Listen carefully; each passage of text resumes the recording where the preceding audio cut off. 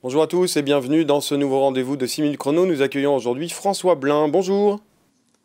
Bonjour Guillaume. François Blin, vous êtes président fondateur de Food Service Vision, qui est un cabinet d'intelligence économique de la filière restauration basé à Lyon. Alors, pilule verte ou pilule rouge?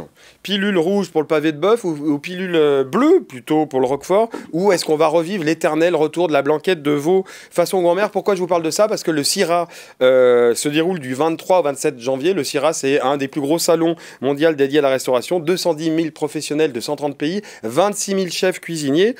Et récemment, il y a eu les CIRA Award Innovation qui ont primé plusieurs produits, alors notamment un substitut à l'œuf révolutionnaire à base de microalgues, un steak végétal juteux et tendre fabriqué grâce à un procédé de fermentation moderne à partir de protéines de soja et de farine de riz, ou des enzymes 100% naturelles qui vont permettre d'attendrir les viandes et d'affiner les textures.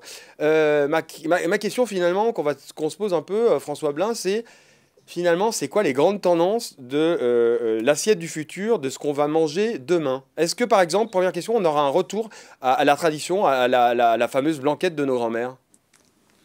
Alors l'assiette du futur, elle va effectivement se polariser entre d'un côté cette recherche de nourriture de confort, cette recherche de nourriture traditionnelle, des repères qu'on a, et de l'autre côté des choses plus avant-gardistes comme certaines que vous avez citées, par exemple ce qu'on appelle les alternatives aux protéines animales, hein, tous ces nouveaux produits qui finalement permettent de remplacer la viande, la substituer par des différentes méthodes qui font qu'on a son apport en protéines sans manger de la viande et sans avoir besoin de s'occuper ou de s'attaquer au bétail, par exemple. Voilà. Hmm.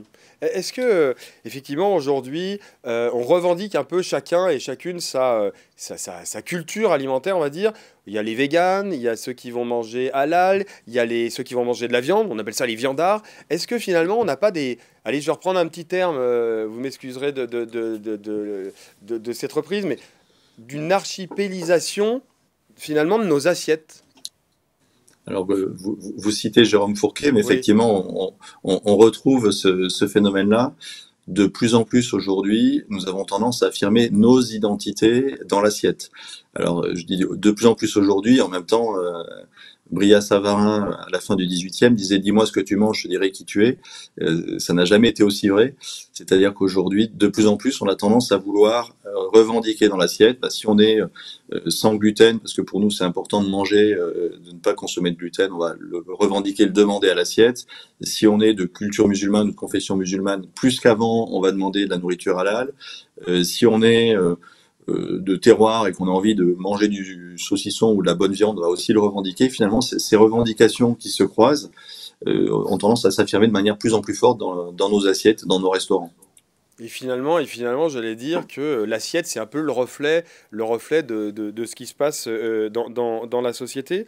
Donc, on a dit, il y a un petit peu aussi un retour aux sources. On parlait d'écologie tout à l'heure avec le végétal, ces substituts végétaux. Forcément, est-ce que, il va y avoir aussi tout ce qui est circuit court, tout ce qui est décarboné, évidemment, j'imagine? Alors effectivement, aujourd'hui, il y a une conscience de plus en plus forte, ce que nous appelons l'impératif RSE, hein, responsabilité sociétale et environnementale. Les consommateurs sont plus attentifs à ça, notamment suite au Covid, mais pas que. Et puis, les lois s'imposent aussi à nous, loi Egalim, loi AGEC, différentes lois qui obligent les restaurateurs et les fournisseurs à respecter ces circuits courts. Et donc, ce qu'on voit aujourd'hui pour les consommateurs, c'est de plus en plus dans les restaurants de produits locaux, de produits sourcés dans un bassin très étroit. En région lyonnaise, on a l'avantage que le très étroit puisse être à une cinquantaine de kilomètres, on trouve presque tout, sauf les produits de la mer, on va dire. Donc ça se redéveloppe beaucoup, effectivement, les produits locaux. Mais en tout cas, je reviens un peu à mon introduction sur les fameuses pilules, parce que je repensais à un discours d'un certain Marcelin Berthelot, qui était un scientifique en 1884, lors d'un banquet de la Chambre syndicale des produits chimiques. Je vais la faire courte, mais en tout cas, qui disait que il y aurait plus ni champs couverts de moissons, ni vignobles, ni prairies remplies de bestiaux. Et finalement, on irait tous au travail avec sa petite fiole d'arômes, tout ça. Donc on n'y est pas du tout hein, sur la pilule, hein, on est d'accord. Non, c'est pas du tout. En tout cas, dans la culture française, c'est vraiment pas ça qui est à l'œuvre aujourd'hui. C'est beaucoup plus le fait de manger plus végétal, par exemple, dans l'assiette. Hein. Aujourd'hui, vous avez 91% des restaurants proposent maintenant des plats végétaux et c'est 17% de l'offre qui est une offre végétarienne, donc qui permet à ceux qui le souhaitent de pouvoir consommer végétarien, par exemple. Donc ça, c'est un vrai mouvement de fond. On va trouver aussi le mouvement d'une consommation plus carnée, moins mais mieux, hein, comment on consomme de manière plus responsable. Et là où se développent non pas des pilules, mais des alternatives végétales, c'est ces nouvelles protéines qui sont des alternatives au fromage ou des alternatives à la viande, comme des lards construits à partir de protéines végétales qui existent. Ça reste à l'échelle de l'humanité relativement anecdotique pour l'instant, même si ça se développe. D'accord. Donc en tout cas, effectivement, vous aurez plus d'informations sur tous ces substituts. Finalement, on parlait de substituts à l'œuf révolutionnaire, substituts et finalement aussi à la viande. Ça sera le mot de la fin, FAIM. Et puis pour plus d'informations, c'est lyoncapital.fr. Merci François Blin, Food Service Vision, d'avoir analysé pour nous, les grandes tendances de l'assiette de demain. Et je vous dis à très bientôt. Au revoir. Merci à vous.